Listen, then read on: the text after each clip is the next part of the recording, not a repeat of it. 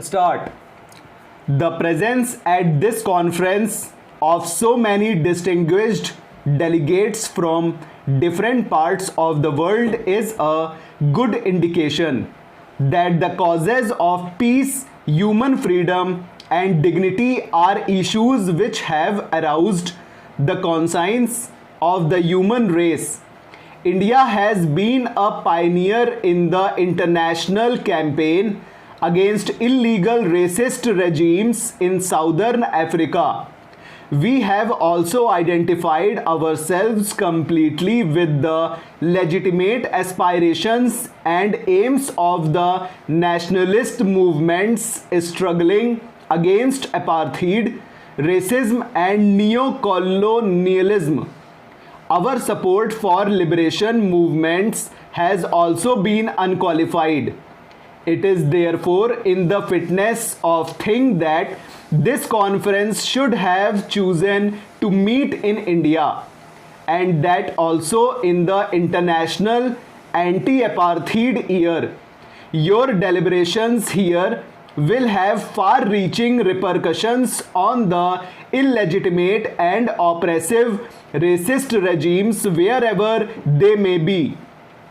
What you say here will reverberate throughout the world and will help to encourage and stimulate the hopes and aspirations of those of our unfortunate brethren who long for peace and freedom based on the majority rule and the unfettered exercise of the right to self-determination.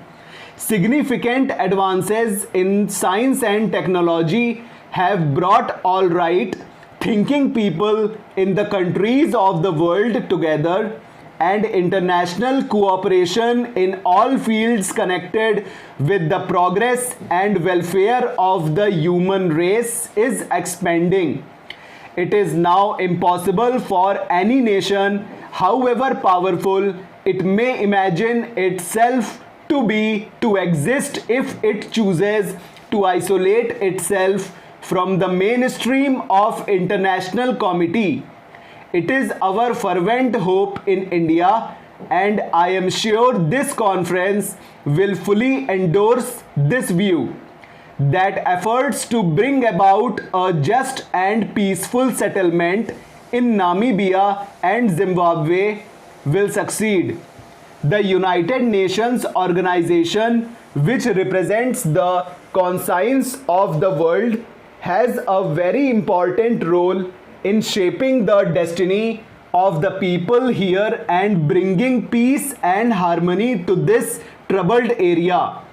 India's association with the hardships and tensions of life for the minorities in southern Africa is long and close. Our association with our oppressed brethren in southern Africa goes back to those days when Mahatma Gandhi, the father of our nation, lived and worked in South Africa. The increasing awareness of the evils of apartheid and of inhuman distinctions between man and man on the ground only of race and color has further strengthened our resolve to do all that is possible within the framework of the United Nations. The great Mahatma, under whose inspiring leadership India threw off the shackles of the foreign domination, championed the principles of political freedom and human dignity for people everywhere in the world, and in particular raised his voice against racial discrimination in South Africa. The Mahatma's principles of non-violence and the brotherhood of man irrespective of color, religion, caste, and creed are an inspiring challenge to humanity. I have every hope that the distinguished delegates gathered here will carry this message with them, which embodies in it an abiding hope for mankind in a world full of man-made tensions made more dangerous by the furious arms race and the feverish stockpiling of weapons of destruction. The principles of non-violence and tolerance preached by the great Mahatma are a sure balm for the alleviation of anguish and suffering created by the pursuit of such disastrous policies. India has not only condemned apartheid as a crime against humanity but as a potential threat to world peace and international harmony. We in India welcome the prospect of early independence for both Namibia and Zimbabwe, and we have every hope that, given the opportunity for self-determination, the people there will prosper and contribute to the international peace and harmony. The consequences of violence in a tension-ridden area like this, already weary of injustice, intolerance, and bloodshed, could be disastrous. The minority regimes in these countries may yet discern the writing on the wall and by wise statesmanship recognize the realities of the situation and ensure that the legitimate demands of Africans in Southern Africa are met not only in the letter but in the spirit as well.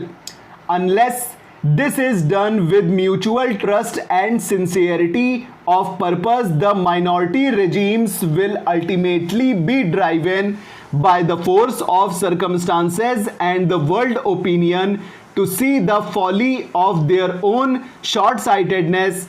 The people who were hitherto under colonial domination are now awake, and the resurgent nationalist forces are on the march towards progress and prosperity. With a new and growing vitality, the various international forums where these newly developing countries have stated their case with earnestness have won the admiration of the world at large. There is a limit to human patience, and circumstances are such that unless considerable progress is made on the socio-economic front in these potentially explosive areas, the future of mankind will be bleak indeed. With the technological advances which have been made and which have brought the people of the world closer to each other, it is no longer possible for the world to exist on the basis of the haves and have not at present. Full stop. Over.